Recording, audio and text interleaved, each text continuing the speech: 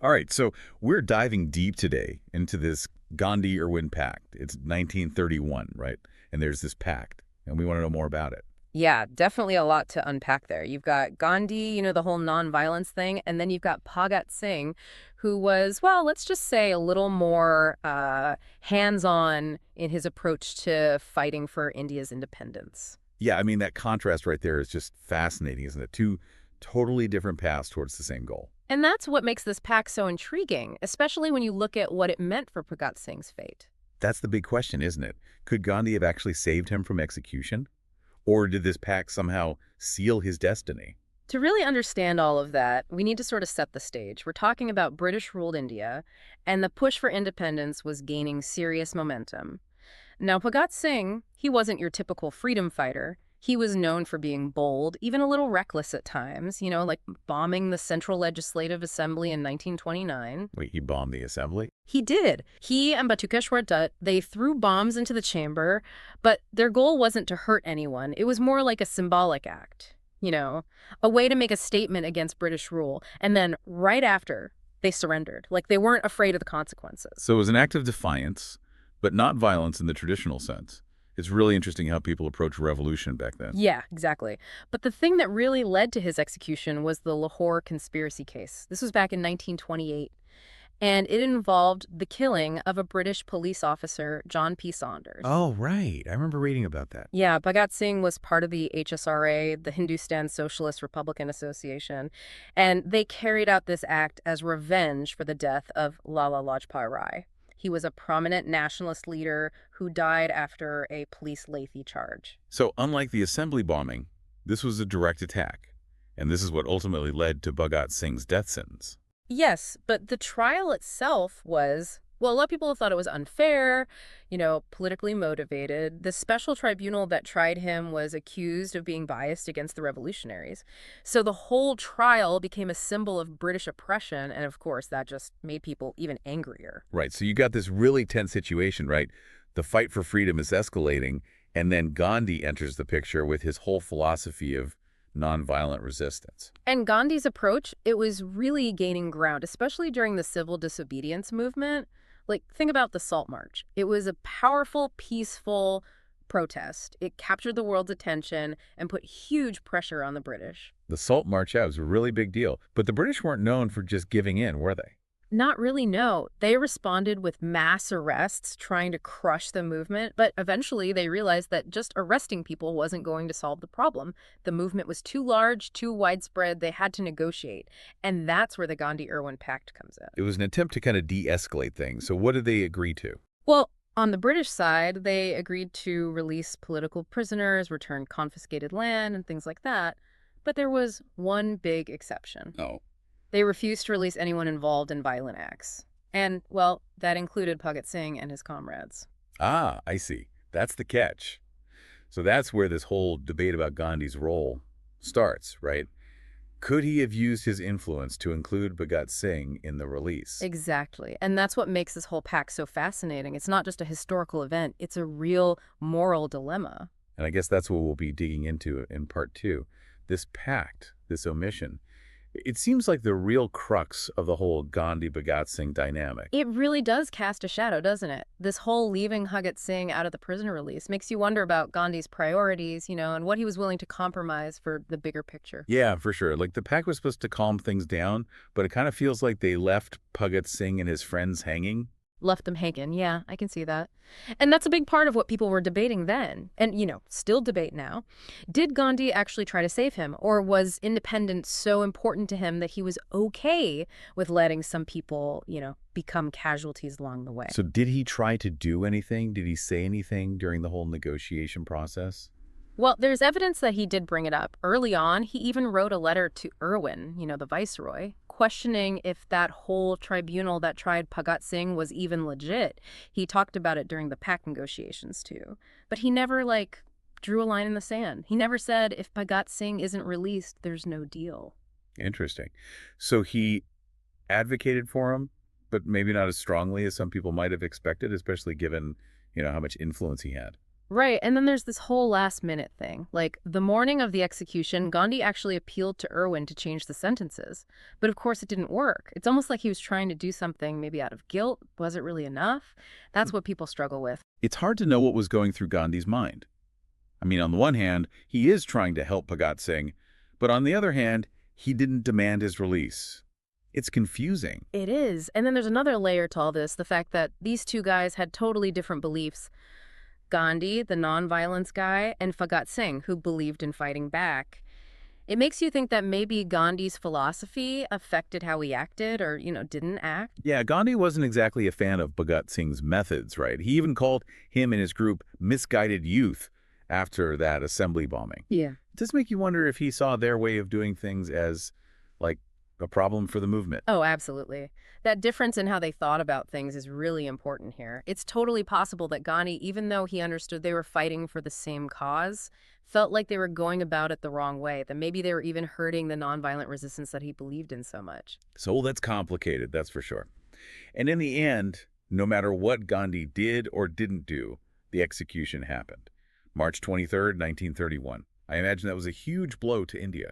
Oh, it was. The impact of that day was massive. The British thought they were getting rid of a problem, but all they did was create martyrs. They made people even more determined to resist them. So even though he died, Bhagat Singh kind of achieved what he wanted.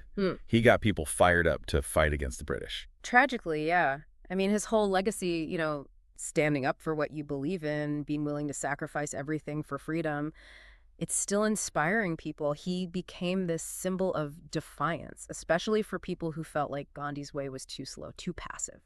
And what about Gandhi? How did he deal with everything that happened after the execution, especially with everyone criticizing him? Yeah, that must have been tough. By all accounts, he was really sad about it, but he still believed that violence wasn't the answer. He got why people were angry and frustrated, but he kept saying that violence would just make things worse in the long run. So even though this horrible thing happened and people were pointing fingers at him, he stuck to his principles. It must have been a tough balancing act, trying to keep the peace with the people who were upset about the executions while also staying true to himself. Yeah, definitely a tricky situation. And, the Gandhi-Irwin Pact, even though it had problems, even though Bhagat Singh was left out, it did accomplish something important. It calmed things down enough for them to keep talking, and that eventually led to India getting its independence. So both Gandhi and Bhagat Singh played a part in that, even though they did things so differently.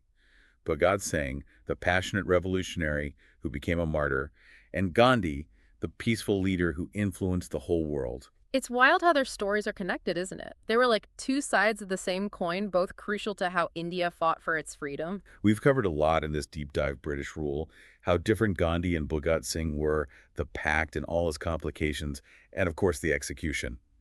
But there's still more to talk about. Definitely.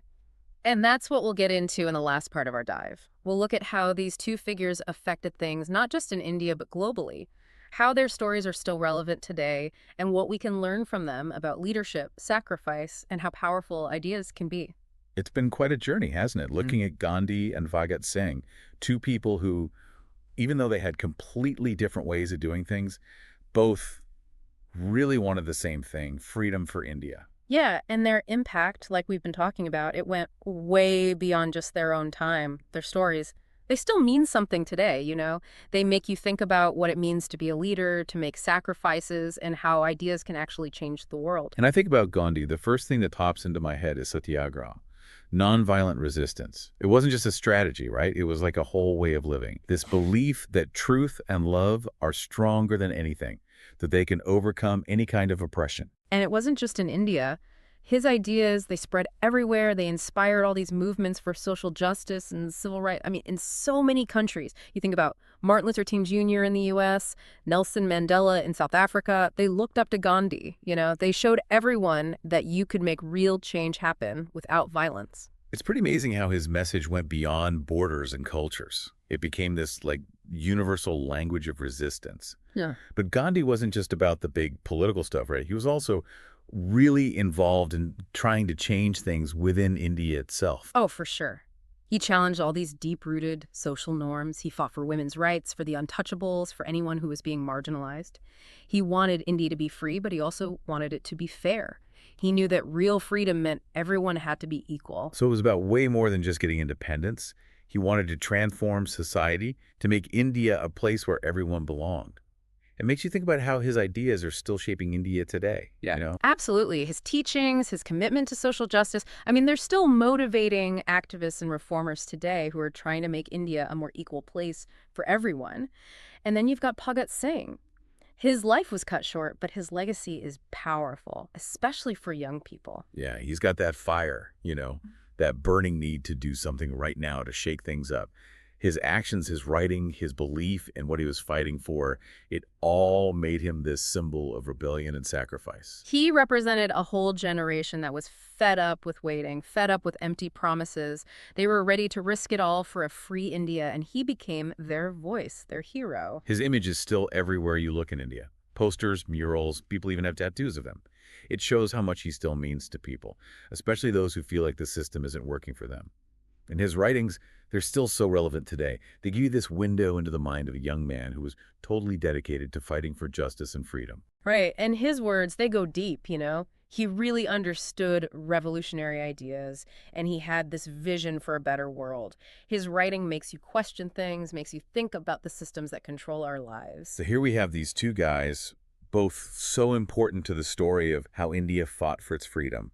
Gandhi, the Mahatma, the peaceful protester, and Bhagat Singh, the young revolutionary, who stood up and said, enough is enough. Yeah, and it's interesting how people still talk about them. They analyze their lives, debate their choices. Gandhi gets criticized for compromising, and some people see Bhagat Singh as too extreme. But no one can deny what they did for India's freedom.